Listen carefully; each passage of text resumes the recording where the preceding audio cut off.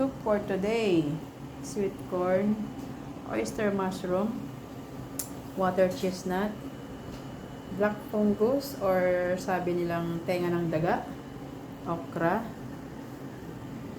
lily bulb, egg white at saka nori sheet. Ayan na.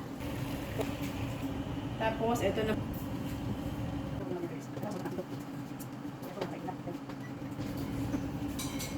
Ayan, purple. Dahil kailangan natin ang seaweed, so ito magkakat na tayo para mamaya. So strip lang siya para mamaya ibabaw natin. Ito yung pagkakain ka na lalagay mo sa ibabaw. So,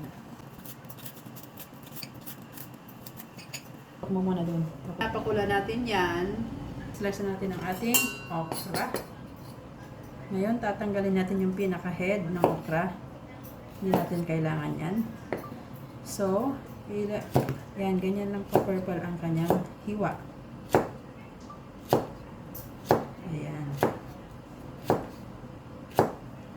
Actually, halfway done na siya. Ayan, o. Oh, lalagay na lang natin yan mamaya sa ibabaw. Ayan.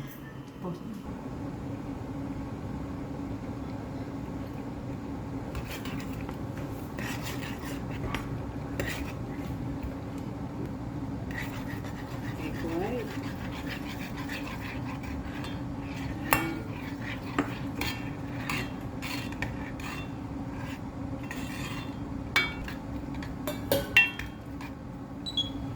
And then ang okra.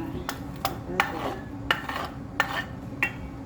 Kasi luto na yan eh. Tsaka yung lily bulb kasi pwedeng kainin yan na hilaw.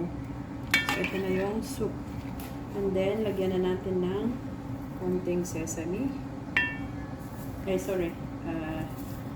Nori seaweed.